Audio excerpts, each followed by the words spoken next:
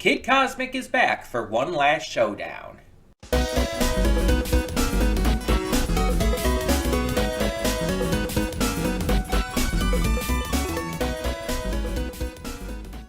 Hey everyone, welcome to Princess Gay. I'm your host Connie, and today we are here with the final season of Kid Cosmic. Episode 1 out of 6, I think. I think it's only 6 this season, which is insane. Because it was like 10 for season 1, 8 for season 2, and now it's 6 for season 3. They keep taking off 2 episodes. And I believe I said this before, and I don't know if this was ever answered, but I don't know if it was intentional, something the creators, Craig McCracken and them, planned for, or if it's something Netflix did. Because usually the amount of episodes is dictated by the studio, by the streamer or the network putting the show out. They give an order for a certain amount of episodes.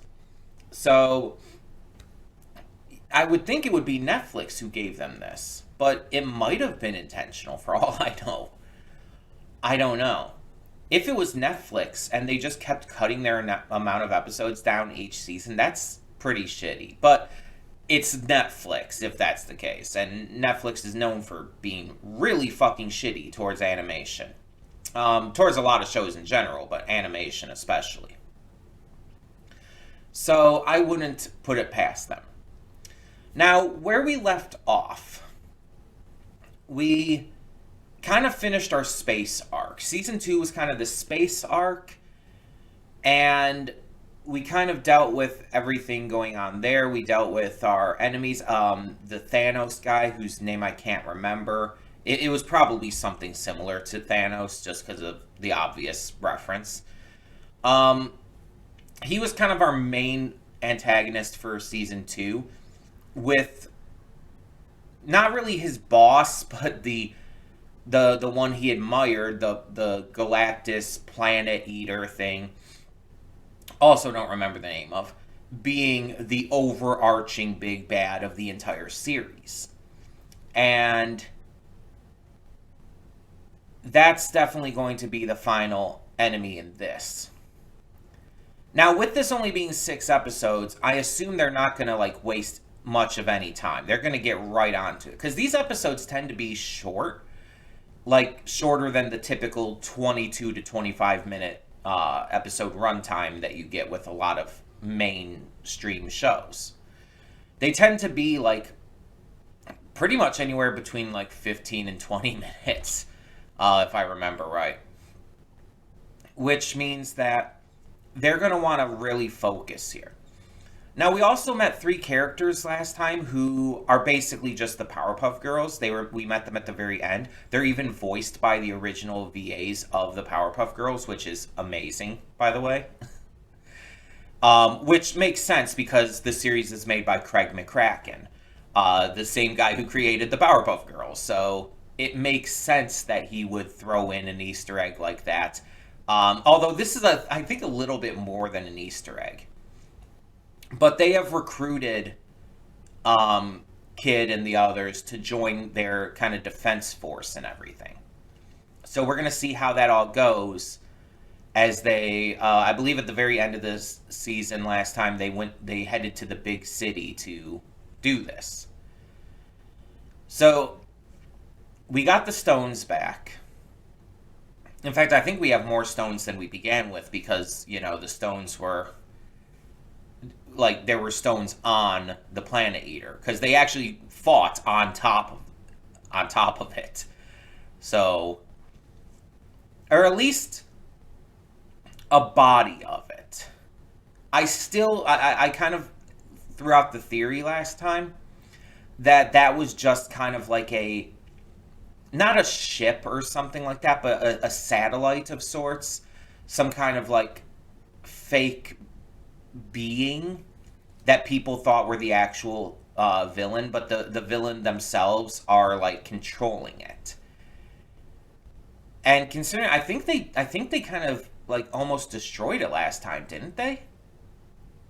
At least a good amount. It's been a while, so I'm not 100% sure, but I think they did, and that would definitely equate to that. because they were definitely I mean, either way, they were definitely doing a lot more to it than they really should have been able to, considering. Um, but yeah, I'm gonna be very interested to see how things go. Last season also had a big story arc for Joe, and that seemed to have been a big thing. Season one had the story arc for Kid and kind of him coming to terms with a lot of stuff regarding his past, regarding his future, regarding how people look at him. Season two had the story arc with Joe and centering around how she's taken seriously by others and how she, takes advice from the others. And basically, it came down to her, like, having to learn to trust and work with others a lot better. So I'm wondering if we're going to get that this season and which character it would be with. There's quite a few characters, so it could be pretty much with anyone. It's hard to say. I'm very interested to see how this closes out, though. Um, because, like, I don't know if this was, fucked over by Netflix. I don't know if it was just canceled and just given a very short amount of episodes to wrap things up. I don't know. But I hope that they get, like, a really good, solid finale to close this out. That's my biggest wish here. So we're gonna get into it, and we're gonna see. We're gonna see how this goes and hope for the best. So let's do so. Hold up just a second there. Before you click that link down in the description below to go to today's reaction, I just wanted to take this moment real quick to remind you of all the awesome content we have on the channel. Between Monday and Friday, we have a plethora of awesome series reactions, with 2 on Wednesday. We also have movie reactions every Saturday and Sunday. I do pre-record them during the week, but upload them on the weekend. And don't forget about all the awesome gaming content over on the Princess of Gaming channel. Every single day of the week, we have some awesome Let's Plays for you. A bunch of different things to check out, and more coming in the future. And don't forget to click that subscribe button or like the video if you really enjoy the content I'm putting out. There will be more to come in the future. In the meantime, thank you so much for tuning in, and let's get this going. And we are back, and we'll begin with spoilers in 3, 2, 1, now. So I wanted to look up, like, some production information on this because I got myself curious by talking about, like, oh, I don't know if this was canceled or not or why the episodes went down. So interestingly, this was already conceptualized for a long time. But McCracken, alongside his wife Lauren Faust and his friend Francisco Angones, started to actually work on this, like really work on it after the cancellation of Wander Over Yonder. Along with several former Wander Over Yonder staff, they expanded the idea and ultimately produced an animatic for a 22-minute episode. The series was pitched to Disney, who ultimately passed on it in favor of the Owl House. Which is ironic because Disney ended up canceling the Owl House. Fuck Disney, right? So he went to Netflix, presented it, the executives supported the idea of a 22-minute family show, and greenlit the series.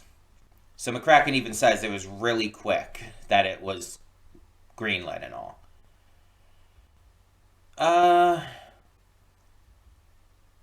trying to see if there's anything on here about, like, the episode count, though.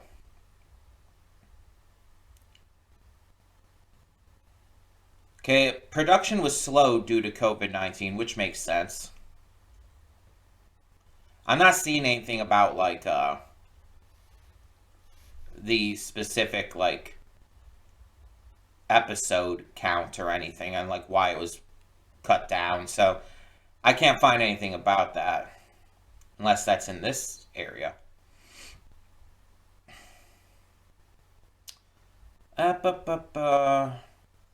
No. I can't see anything regarding that. It just doesn't say anything about why it was, like, cut to that level. But so let's talk about this. So this is the first of 6 episodes, the final season, and it's a strong start, showing their work with the Planetary Protection Group or whatever they're called, PPG, Powerpuff Girls, um, and showing how they are starting to be like really become the global heroes.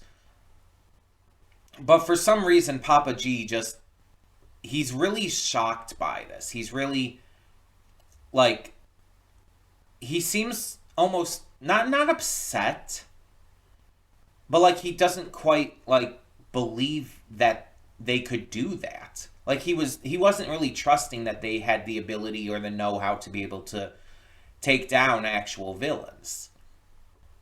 And was just because of that very let down.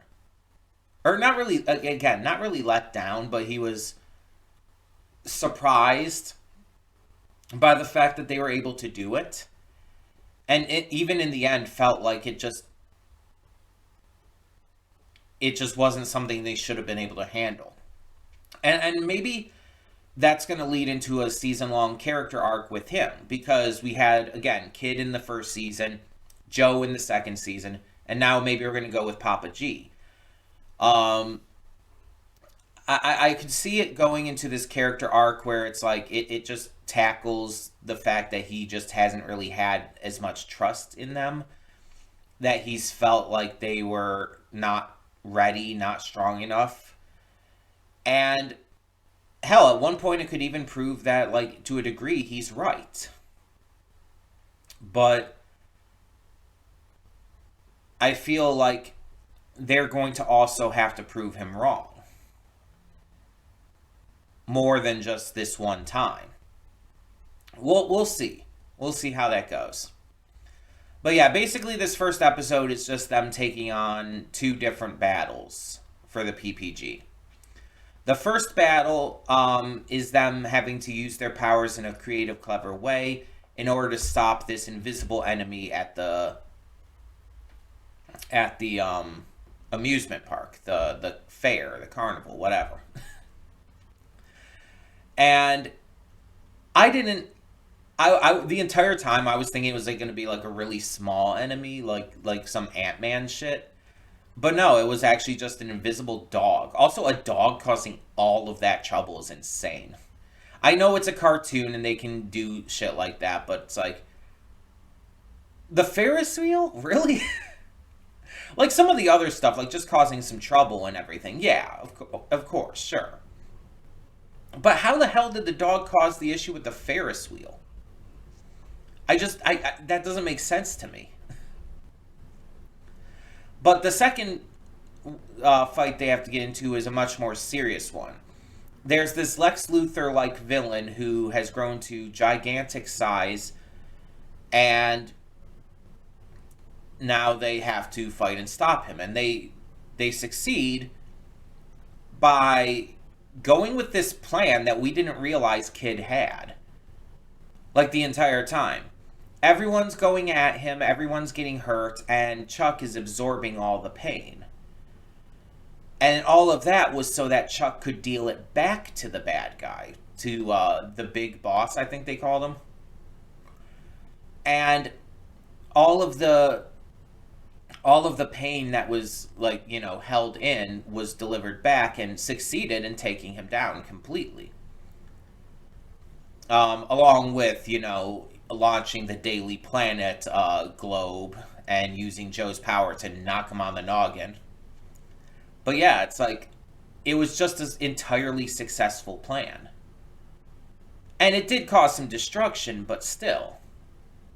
That's just wild to think about. That it worked out. And it's almost wild to think about that Kid had that plan in the first place. I guess it just goes to show how far he's grown, especially through the course of season 2. And of course, Joe obviously helped too, being the leader. So yeah, Getting to show off their powers in some fun, creative ways, always good. Definitely something I very much enjoy. And I really liked this episode. I thought it was a strong start. I'm definitely interested to see where it is with the biker in black returning. Um, he's definitely going to be a problem. I mean, that makes sense. But I feel like there's got to be more than just that. I still don't think Herodias is down for good. Herodias absolutely has to come back. Um, by the way, I remembered the name if that wasn't clear. Herodias absolutely has to come back because the Biker in Black is not a satisfying final villain for the show. Like, there's no way they defeated Herodias already. I mean, I guess we'll see how it goes. So, yeah, let's just keep going. We'll get through this pretty quickly because it's only 6 episodes. Um, but I'm excited. I'm very much excited to see what more comes from this and how this closes out. And I guess how Papa G's story is going to work in this season. So yeah. Tell me in the comments below what you thought of this first episode. Obviously, no spoilers, please. But for now, I'm Connie, and I'm signing off. See y'all next time.